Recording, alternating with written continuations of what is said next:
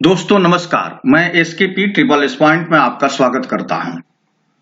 Practice प्रश्न mathematics के questions लाभ और हानि पर बेस्ड एसएससी के सभी परीक्षाओं के लिए उपयुक्त और उपयोगी SSC MTS, SSC GD, SSC CHSL, SSC CGL, CPU, UP TET, UP triple SC, लेखपाल, एसआई आदि एक दिवसीय परीक्षाओं के लिए महत्वपूर्ण प्रॉफिट एंड लॉस पर क्वेश्चंस मैं आप लोगों के लिए लेकर आया हूं और ये पार्ट 4 है, जिसमें हम लोग 1 से 15 तक के क्वेश्चंस के ट्रिक्स, उनके मेथड्स सीखेंगे और बिल्कुल इजी वे में, ताकि आप क्वेश्चन को समझते हुए कम समय में सॉल्व कर सकें। तो आइए बिना देर किए शुरुआत करते हैं। क्वेश्चन नंबर 1 में कह रहा है कि एक फल विक्रेता के पास कुछ सेब थे, उसने 40% बेच दिए और अब भी उसके पास 540 सेब हैं। आरंभ में उसके पास कितने सेब थे? अब देखिए, उसने 40% सेब बेच दिए, अब उसके पास 540 सेब बचे हैं, तो 100% उसके पास सेब थे, उसमें से 40% उसने बेच डाले हैं। इसका मतलब कि 60% सेब उसके पास बचे हैं और ये 60% सेब जो बचे हैं, संख्या में वो 540 सेब हैं, तो 60% ही 540 सेब के बराबर है। तो पूछ रहा है कि आरंभ में यानी शुरू में उसके पास कितने सेब थे, तो 60% अगर 540 सेब के बराबर है तो 100% कितना होगा, यही इसका उत्तर हो जाएगा। तो 100 गुणे 540 बटा में 60 और 60 से ये 9 बार में कट जाएगा और ये आ गया 900 सेब। तो उसके पास 900 सेब बच गए, आरंभ में थे। और बिल्कुल यहीं से इसका क्लू मिल गया कि 40% जब उसने बेच दिया है तो 60% बचे होंगे और जो उसके पास अंकों में सेब बचे हैं, संख्या में सेब बचे हैं, वो 540 है, यानी 60% ही 540 के बराबर है। तो 100% हम लोग शुरुआत में माने हैं, वो 900 सेब के बराबर हो गया, यानी ऑप्शन सी सही है। आइए क्वेश्चन नंबर 2 करते हैं। एक व्यक्ति को टेलीविजन 18,400 रुपये में बेचने पर 8% की हानि हुई है। 5% लाभ अर्जित करने के लिए टेलीविजन किस मूल्य पर बेचना चाहिए? तो देखिए, इसके लिए जो क्वेश्चन है और जो इसका सॉल्यूशन है, एक फार्मूला जो अभी मैं लिखूंगा, जो इसका सबसे शॉर्टकट है, वो तो ये है कि 18,400 गुणे 100 बटा में 8% की हानि हुई है, तो 100 में से 8 घटा दीजिए तो 92, और 5% लाभ पर लेना है तो 105 बटा 100।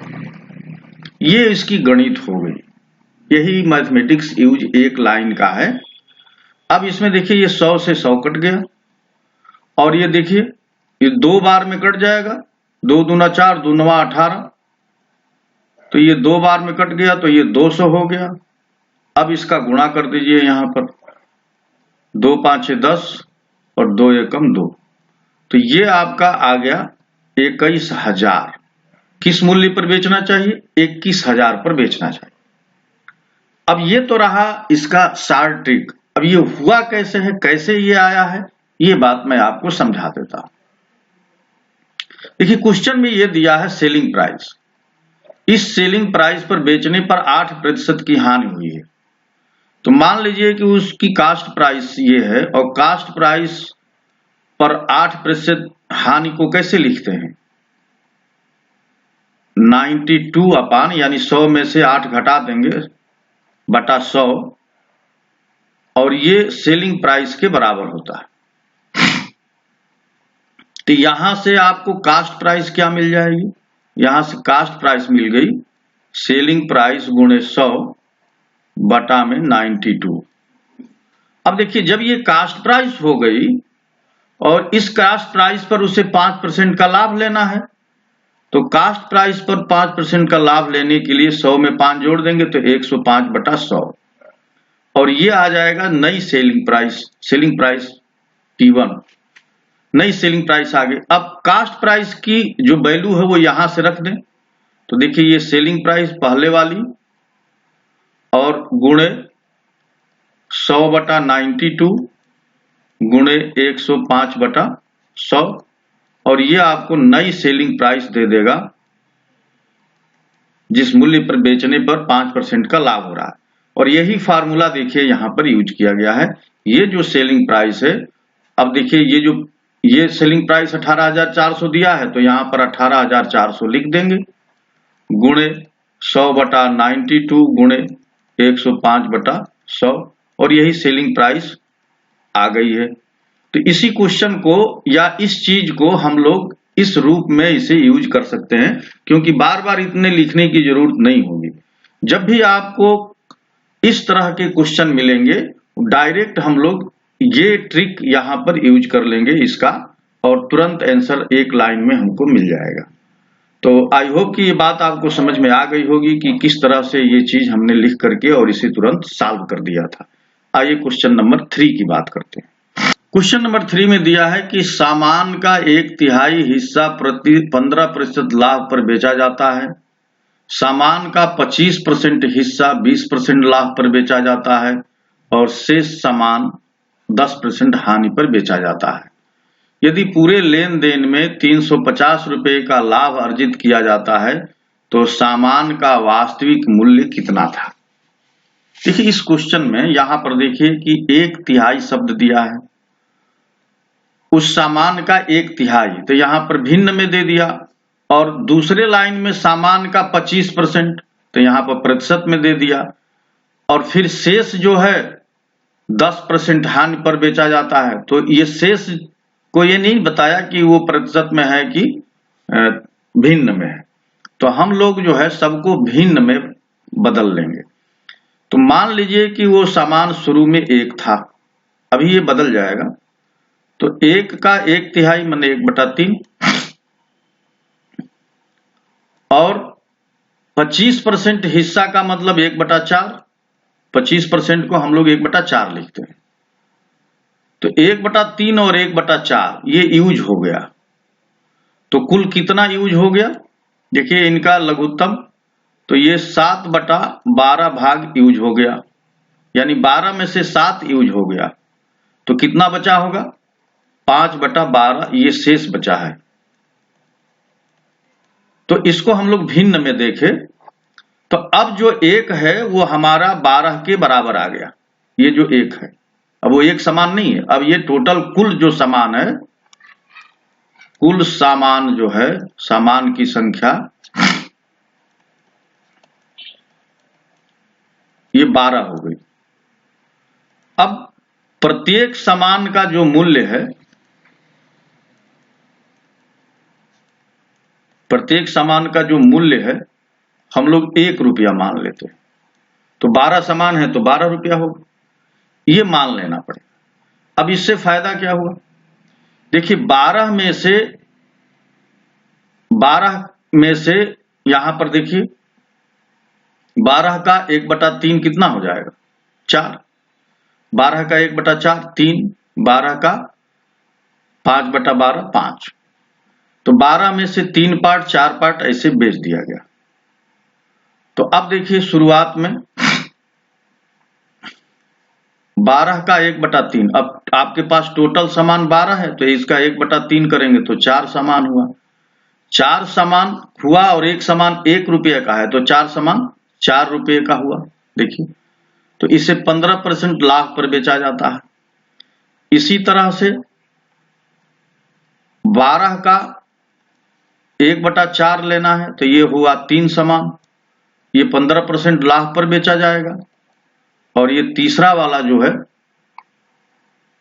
20% लाभ पर बेचा जाएगा, यानी 3 सामान 20% लाभ पर, और 5 सामान लास्ट में बच गए, यानी 12 का 5/12, तो 12 कट गया, ये 5 सामान हुआ, और 5 सामान 10% हानि पर बेचा जाएगा, ये लिखा हुआ है 10% हानि पर, तो ये 10% लॉस है, ये प्रॉफिट है। अब हम लोगों को एक समीकरण बना लेना है कि ये इस तरह से बेचने पर ओवरऑल कितना इनको फायदा मिल रहा है। तो देखिए ये 4 का 15% लेना है तो 115/100 प्लस 3 का 20% लेना है तो 3 गुणे 120/100 माइनस 5 का 10% हानि हुई है यानी 90/100। अब देखिए जब इसे हम लोग सॉल्व करेंगे तो यहाँ हर जगह 100 है तो आराम से ये जोड़ सकते हैं। तो ये हो जाएगा 4 का गुणा करेंगे इसमें तो ये हो गया 460, 3 का गुणा करेंगे 12 तिहाई 36 360 और माइनस ये हो जाएगा 450।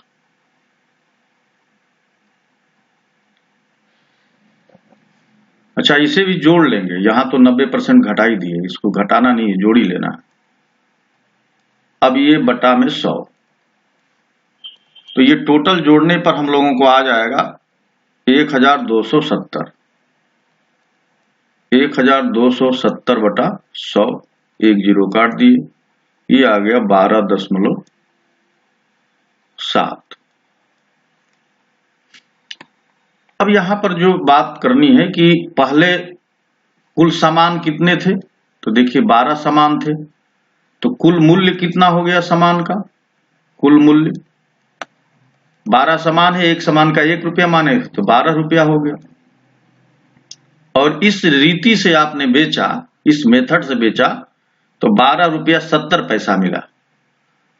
तो कितना का फायदा हुआ, 70 पैसे का, यानी 0.7 का फायदा हुआ। और ये 0.7 का फायदा जो है क्वेश्चन में 350 के बराबर है, क्योंकि वो कह रहा है कि इस लेन देन में 350 रुपये का फायदा हुआ है। तो 0.7 350 के बराबर है, तो 12 की वैल्यू पूछ रहा है, 12 कितना होगा, यानी सामान का वास्तविक मूल्य कितना था। तो 0.7 350 के बराबर तो 12 के बराबर, तो 12 गुणे 350। और देखिए दशमलव हटाएंगे तो एक जीरो ऊपर कर देंगे तो 7 5 35 500 और 12 5 60 यानी 6000 रुपया आ गया।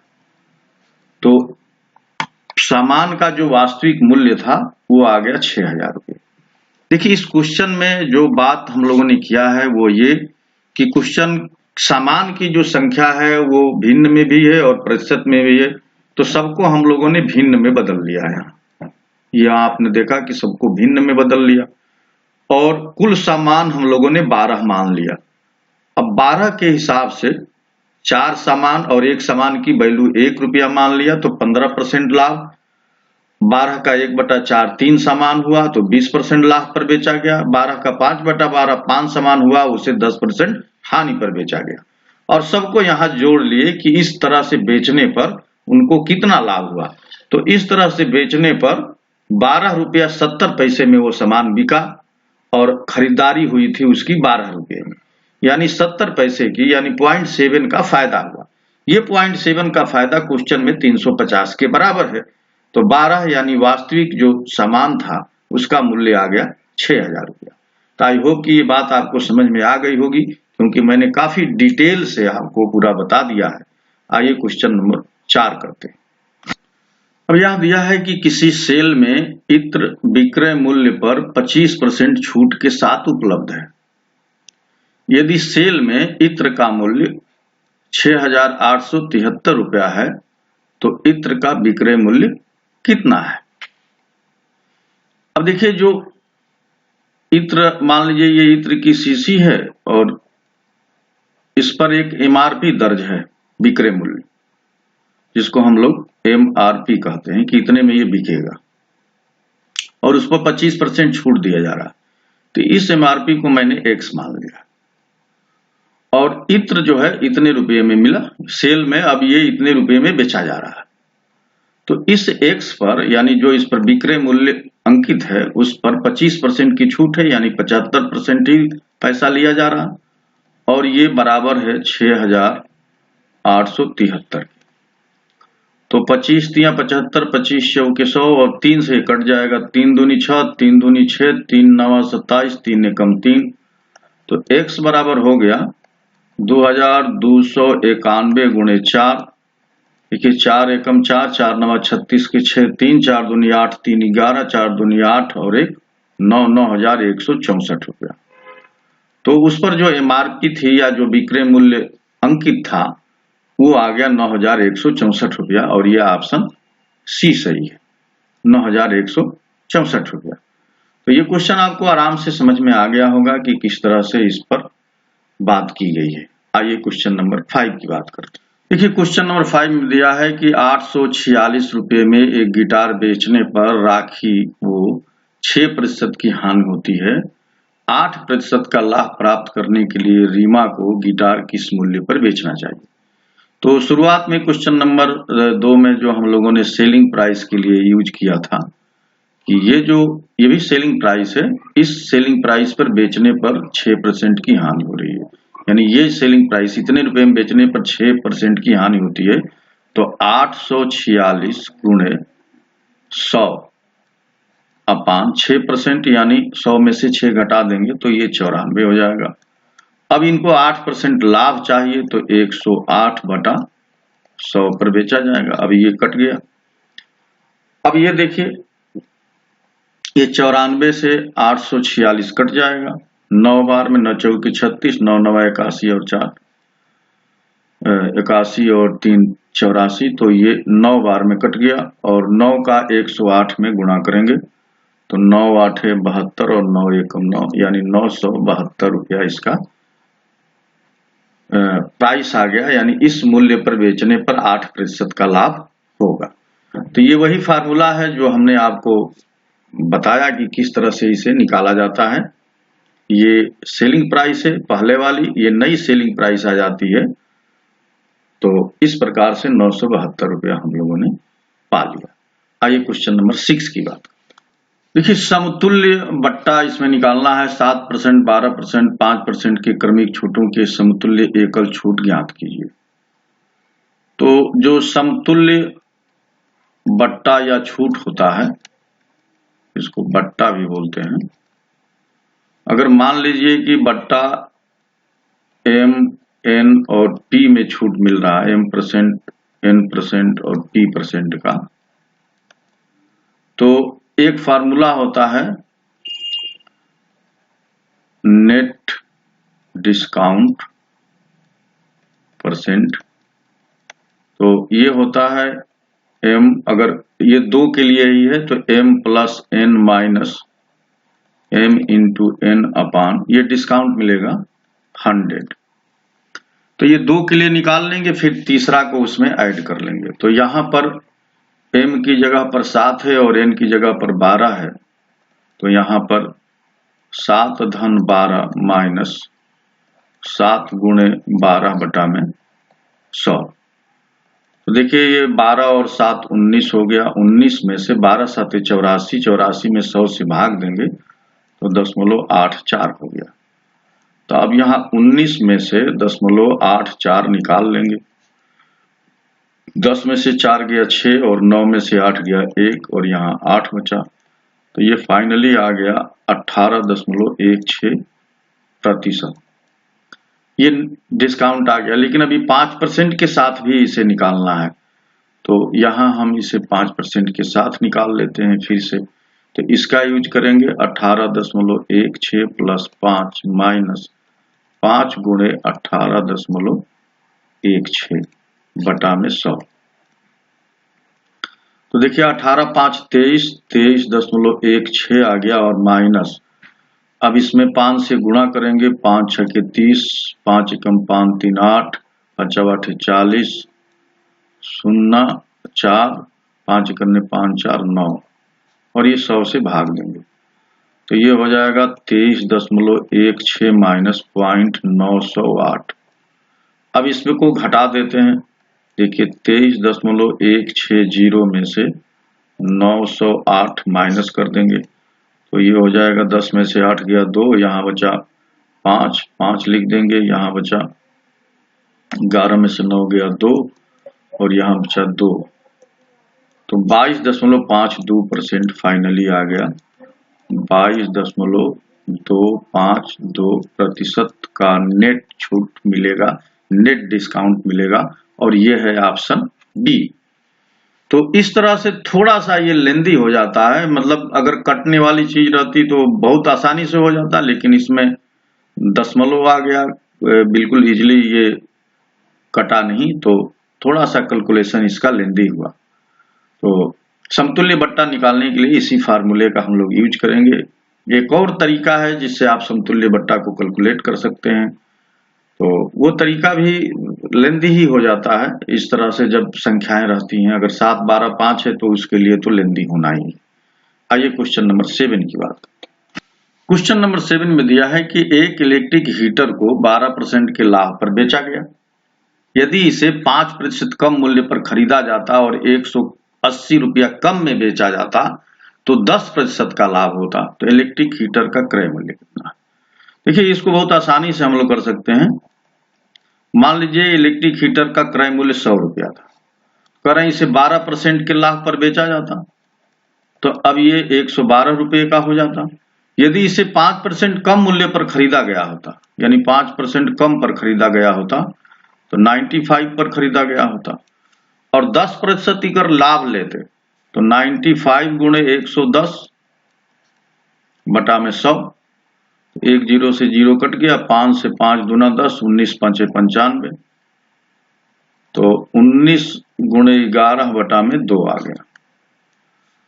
अब इन दोनों का जो डिफरेंस है, जो अंतर आएगा, वही अंतर 180 के इक्विवेलेंट होगा। तो इसको हम लोग जब गुणा करेंगे तो 209/2 आ गया। 209 और 112 का अंतर कितना होगा? यही 180 की इक्विवेलेंट होगा। तो 209, यानी इसमें यह कह रहा है कि अगर 12% लाभ पर बेचा जाता तो 112 रुपया सेलिंग प्राइस होती, और इसे 5% कम पर खरीदा गया होता तो 95 रुपया में खरीदते, और इस पर 10% लाभ लेते तो ये हमको इससे ज्यादा पड़ता, मतलब फायदा होता। वही अंतर देखिए, 209/2 आ गया। तो ये 209 और 112 का, 209/2 और 112 का जो डिफरेंस है वो हमको 180 के बराबर दिया हुआ है। तो 112 माइनस 209/2, और ये आपको मिल जाएगा 224 माइनस 209/2, यानी 15/2 आ गया। अब 15/2 की जो वैल्यू है क्वेश्चन में 180 के बराबर है, तो ये 12 बार में कट जाएगा, तो 1 बराबर हो गया 24। और पूछ रहा है कि हीटर का क्रय मूल्य कितना है, तो हम लोग इसे 100 माने हैं, और 1 की वैल्यू 24 आ गई, तो 100 की वैल्यू आ जाएगी 2400 रुपये। तो हीटर का जो क्रय मूल्य आ गया वो आ गया 2400 रुपये। तो ये ट्रिक बहुत अच्छा काम करता है कि बिल्कुल आपको सीधे सीधे दिखता भी है कि जो अंतर है वो इन दोनों का, पहले वाला सेलिंग प्राइस का और जो घटाने के बाद आ रहा है, उन दोनों का अंतर ही 180 के इक्विवेलेंट हो जाता है। और फिर इस तरह से क्वेश्चन को आसानी से हम लोग सॉल्व कर लेते हैं। आइए क्वेश्चन नंबर नेक्स्ट करते हैं। क्वेश्चन नंबर 8 में दिया है कि एक वस्तु 8800 में बेची गई जो इसके क्रय मूल्य का 5/7 है, यानी 8800 क्रय मूल्य का 5/7 है। तो हानि प्रतिशत क्या है? ये जो 5/7 है यही महत्वपूर्ण है। वो 7 रुपये का सामान था, यानी कास्ट प्राइस 7 रुपया है और सेलिंग प्राइस 5 रुपया है। तो 7 रुपये का सामान 5 रुपये में बेचा गया, तो 2 रुपया का नुकसान हो रहा। तो हानि प्रतिशत क्या हो जाएगी? 2 रुपये का नुकसान हो रहा है 7 रुपये पर, तो 100 पर कितना होगा? तो ये 200/7 हो जाता है। और 200/7 को जब सॉल्व करेंगे हम लोग तो ये आ जाएगा 28 सही 4/7%। तो 28 सही 4/7%, यानी ऑप्शन सी सही है। तो इसी में पूरा आंसर छिपा हुआ है। जो भिन्न ये दिया है मूल्य 5/7 यानी 7 रुपए के सामान को 5 रुपए में बेचा गया। यहाँ पर लिखा है कि क्रय मूल्य का 5/7 है। कौन? 8,800। तो क्रय मूल्य 7 है और 5 8,800 के बराबर है। तो वो आप उस तरह से भी निकाल सकते थे, लेकिन आपको हानि का प्रतिशत निकालना है, इसलिए ये ट्रिक बहुत अच्छा काम करता है। आइए क्वेश्चन नंबर 9 की बात करते हैं। क्वेश्चन नंबर 9 में भी देखिए 50%, 30% और 20% की 3 क्रमिक छूटों के समतुल्य एकल छूट बतानी है। तो हम लोग दो का पेयर ले लेंगे, पहले 50 और 30 का। तो 50 धन 30 माइनस 50 गुणे 30 बटा में 100। देखिए 50 दूनी 100 और 2 से ये 15 बार में कट गया। तो 50 30 80 में से 15 निकल गया। तो 80 में से 15 निकल गया। तो देखिए 10 में से 5 गया 5 और 7 में से 1 गया 6। तो ये हो गया 65%। अब 65 और 20 एक साथ ले लेंगे तो नेट जो डिस्काउंट होगा वो आ गया, डिस्काउंट परसेंटेज आ गया 65 प्लस 20 माइनस 65 गुणे 20 बटा में 100। तो 20 पाँचे 100 और 13 पाँचे 65। तो 60 20 80 65, ये तो 85 हो गया। 85 में से 13 निकल गया। 5 में से 3 गया 2 और 8 में से 1 गया 7। तो 72% का डिस्काउंट मिलेगा। तो ये आ गया 72 यानी ऑप्शन ए सही है। तो नेट जो डिस्काउंट हुआ या समतुल्य एकल छूट जो होगी वो 72% होगी। आइए क्वेश्चन नंबर 10 करते हैं। क्वेश्चन नंबर 10 में दिया है कि एक दुकानदार ने 60 किलोग्राम चावल 42 रुपया प्रति किलोग्राम की दर से खरीदे और उसमें 52 रुपया प्रति किलोग्राम की दर वाला 120 किलोग्राम चावल मिला दिया। 20% का लाभ अर्जित करने के लिए उसे मिश्रण को किस दर पर बेचना चाहिए? तो इस क्वेश्चन को एलिगेशन मेथड से करना आसान रहेगा। देखिए ये 60 किलोग्राम चावल है और ये 120 केजी वाला चावल है। तो 60 किलोग्राम वाला चावल 42 रुपया प्रति किलो इसका दाम है और 120 वाले का 52 रुपया प्रति किलो दाम है। तो हमको ये जो दाम निकलेगा एक्स वाला, ये निकलेगा इन दोनों के मिक्स करने पर। तो एलिगेशन में यही होता, मिक्स करके जब दूसरी चीज बनाई जाती है, दो चीजों को मिश्रण करके एक तीसरी चीज जो बनती है, तो तीसरी चीज की वैल्यू 42 और 52 के बीच में ही होती है, यानी मिनिमम और मैक्सिमम के बीच में ही वो तीसरी की वैल्यू होती है। तो ये हो जाएगा 52 माइनस एक्स और ये हो गया एक्स में से 42 कट गया। ये जो रेशियो आया है, ये रेशियो, ये जो वेट है इनके बराबर है, यानी 1:2 का रेशियो यहाँ पर हो जाएगा। तो ये रेशियो 1:2 के बराबर होगा। तो हम लोग क्रॉस मल्टीप्लाई कर लेंगे। तो 52 दूना कितना हो गया, 2 दूनी 4, 2 5 10, 104 माइनस 2x बराबर ये x माइनस 42। तो यहां से देखिए ये आ जाएगा 3x और 104 प्लस 42 100 हो जाएगा 46। 3x बराबर 146। तो x बराबर आ गया 146/3।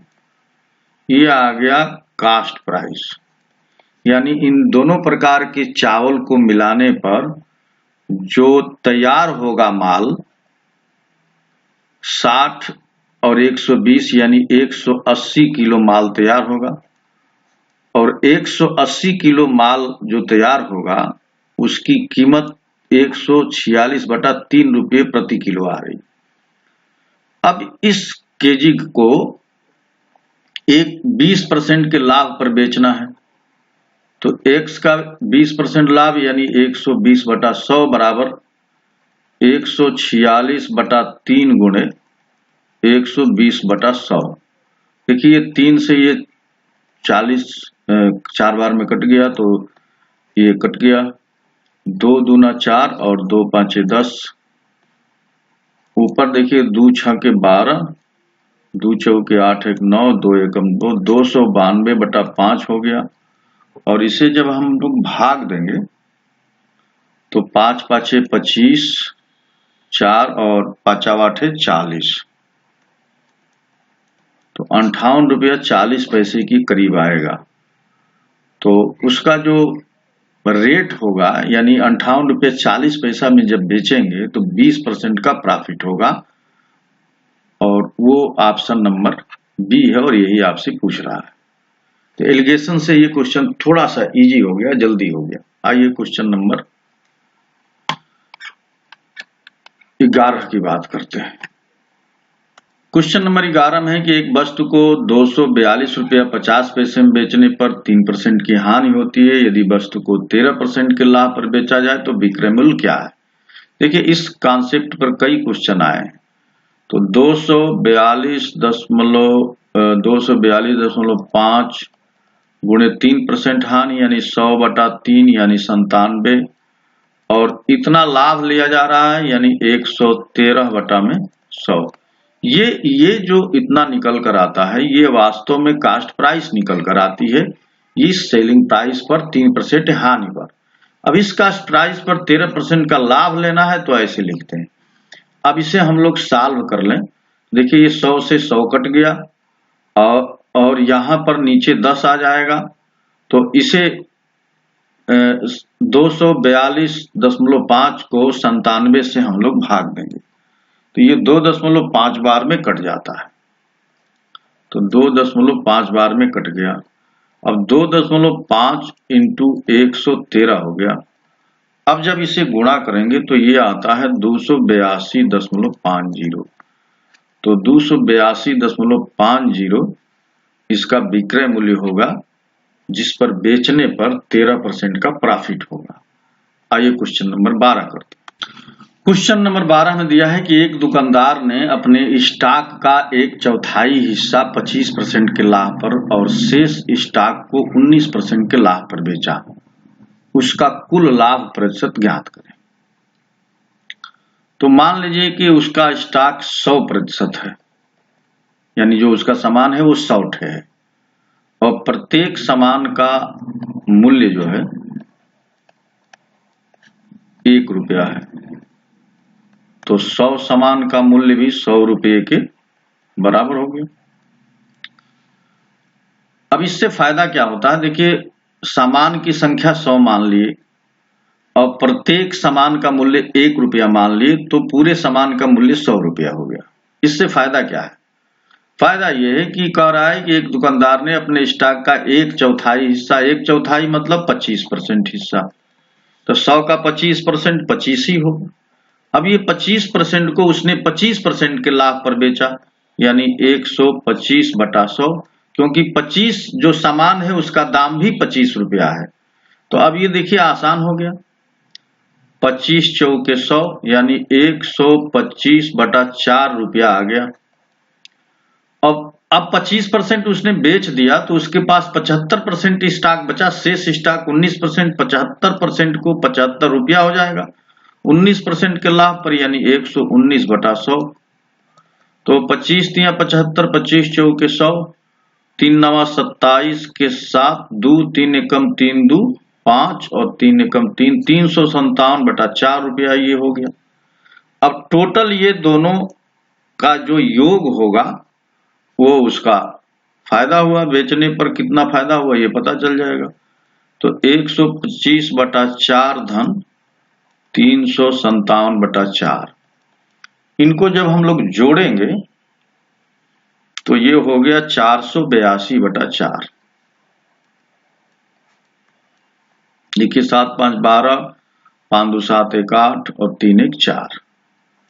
अब इसे काट लेंगे, 4 एकम 4, 4 दूना 8 और यहाँ दशमलव बनाएंगे, 4 5 20, यानी 120 रुपया 50 पैसे का फायदा हुआ। अब देखिए सामान का दाम कितना था? 100 रुपया था। सामान बिका कितने में? 120 रुपया 50 पैसे में। तो यहाँ पूछ रहा है लाभ प्रतिशत कितना है, तो लाभ प्रतिशत कितना आ गया? लाभ का प्रतिशत 120.50 में से 100 घटा दीजिए, तो ये आ गया 20.5%। तो 20.5% का उसे प्रॉफिट हुआ। तो 20.5% देखिए ये आ गया। आइए क्वेश्चन नंबर 13 की बात करते हैं। क्वेश्चन नंबर 13 में दिया है कि 2,800 रुपया मूल्य वाले जूतों की एक जोड़ी पर एक जूता कंपनी 25% और 42% की 2 क्रमिक छूटें देती है। जूतों की जोड़ी का अंतिम विक्रय मूल्य क्या होगा? देखिए एमआरपी ये अंकित है, तो अंतिम विक्रय मूल्य क्या होगा? तो 2,800 पर पहली छूट 25% की है तो 75% ही पैसा लिया जाएगा। दूसरी छूट 42% की है तो ये 58% ही पैसा लिया जाएगा। अब देखिए 20 से कट गया 25 तिया 75, 25 चौके 100 और 4 साते 28, तो 7 त्रिके 21 गुणे 58 और 21 गुणे 58 को जब हम लोग गुणा करेंगे तो ये आ जाएगा 1200 यानी 1218 रुपया। तो 1218 रुपया ये ऑप्शन ए सही है। आइए क्वेश्चन नंबर 14 की बात करते हैं। क्वेश्चन नंबर 14 में दिया है कि एक विक्रेता ने 20 रुपए में 12 की दर से कैंडी खरीदी और 12 रुपए में 6 की दर से बेच दी। उसका लाभ प्रतिशत ज्ञात कीजिए। तो इस तरह की क्वेश्चन में करते क्या है कि इनकी मात्रा को बराबर कर लेते हैं और बहुत आसानी से ये आ जाता है। तो देखिए यहाँ पर हम लोग अगर लिख लें मात्रा और यहाँ लिख लें मूल्य, तो अब खरीदा कितने में? जो खरीदा है तो खरीदा मात्रा 12 की, 12 सामान खरीदा है कितने में? 20 रुपये में। बेचा कितने में? बेचा वाला देखिए, बेचा है कितना सामान बेचा है? 6 ठे। कितने रुपए में? 12 रुपये। तो ये मात्रा ऊपर 12 है नीचे 6 है, तो इन दोनों को बराबर करना है। तो बराबर करने के लिए क्या करेंगे कि इसमें 2 का गुणा कर दें, तो 2 का गुणा यहां भी करना पड़ेगा।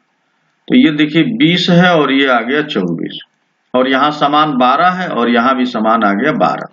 तो देखिए 12 सामान की कास्ट प्राइस यानी खरीदा है, 12 सामान खरीदा है 20 रुपये में और 12 सामान बेच रहा है 24 रुपये में, तो 4 रुपये का उसे फायदा हो रहा है। कितना रुपया लगाने पर? 20 रुपया लगाने पर। तो प्रतिशत फायदा कितना होगा? तो प्रतिशत लाभ हो जाएगा 4 रुपये का फायदा 20 रुपया लगाकर हो रहा है, तो 100 रुपया लगाता तो कितना होता? तो 4 पचे 20 और 20 पचे 5 20 100, तो 20% का उसे लाभ हो जाएगा। तो ये हो गया ऑप्शन ए सही है। आइए इस वीडियो का अंतिम और क्वेश्चन नंबर 15 करते हैं। क्वेश्चन नंबर 15 में दिया है कि एक दुकानदार अंकित मूल्य पर 25% की छूट प्रदान करता है। एक अन्य दुकानदार उसी अंकित मूल्य पर पहले 5% देता है, फिर 12%, फिर 10%, 3 क्रमिक छूट देता है। तो दोनों दुकानदारों द्वारा दी गई छूटों के बीच का अंतर ज्ञात कीजिए। देखिए एक चीज आप ध्यान में रखिए कि जो छूट सीधे सीधे दी जाएगी, जैसे ये 25% की छूट एक बार में ही दी जा रही है, तो ये सामान पड़ेगा 75 रुपए का, और ये इसी 25 को हम अगर 3 खंड में तोड़ कर दें, 5 में 5%, 12%, 10%, तो वो सामान इससे महंगा पड़ेगा। तो देखते हैं, देखिए मान लीजिए वो सामान 100 रुपये का है, तो पहले छूट 5% की मिली यानी 95 रुपया प्रतिशत ही दाम लिया गया। फिर 12% की छूट मिल गई यानी 88% दाम लिया गया, और फिर 10% की छूट मिली यानी 90% दाम लिया गया। अब सब जब इसे हम लोग सॉल्व करेंगे तो ये सॉल्व करने के बाद आ जाएगा 75.24। अब देखिए ये सीधे सीधे 25% की छूट देने पर ये सामान 75 रुपये का पड़ रहा, और ये गुणा भाग करके जब हम लोग निकालेंगे तो ये 75 रुपया 24 पैसा आएगा। और उसी 25% ये भी कह रहा है कि मैं भी दे रहा हूं, लेकिन ये तोड़ तोड़ कर दे रहा है, 3 खंड में दे रहा है। तो 3 खंड में जब भी छूट मिलेगी तो वो उससे सामान महंगा पड़ेगा। देखिए यहाँ 75.24 का मतलब ये हुआ कि पहले वाली छूट देने पर यानी इकट्ठे 25% देने पर आपको सामान 75 रुपया मिलेगा, और उसी छूट को अगर तोड़ करके दिया जाए पहले 5%, 12% और 10%, तो आपको वो सामान 75 रुपया 24 पैसे का मिलेगा। तो ये 24 पैसे का डिफरेंस आ रहा, यानी 24 पैसे का डिफरेंस यानी 0.24% का डिफरेंस आ रहा। तो 0.24% यानी ऑप्शन बी सही है। तो जब भी इस तरह के क्वेश्चन पूछे और इकट्ठा छूट तो हरदम कम दाम पर वो सामान मिलेगा, और उसी छूट को अगर 2 खंड में 3 खंड में तोड़ दिया जाए या ब्रेक करके दिया जाए तो उससे सामान महंगा पड़ेगा। ये अपने दिमाग में बात रखिए। तो फ्रेंड्स, आपको ये 15 क्वेश्चंस के सॉल्यूशन कैसे लगे, क्या आपको समझ में आया कि नहीं, कमेंट करके जरूर बताइएगा। अगर आपको ये अच्छा लगे तो इस पर और वीडियो मैं आपको बनाऊंगा, और नेक्स्ट वीडियो में हम लोग एसआई और सीआई पर क्वेश्चन करेंगे, और उसे देखना मत भूलिए। इसके पहले के सारे वीडियोज का लिंक मैं इस वीडियो के डिस्क्रिप्शन में दे दूंगा। वीडियो देखने के लिए आप सभी को बहुत बहुत धन्यवाद। एक अपील करना चाहता हूं कि अगर ये सॉल्यूशन और मेरा वीडियो आपको अच्छा लगता है तो मेरे चैनल को सब्सक्राइब कीजिए, बेल आइकन भी टच करिए ताकि जब भी वीडियो अपलोड हो आप तक पहुंच सके। वीडियो देखने के लिए आप सभी को बहुत बहुत धन्यवाद। नमस्कार।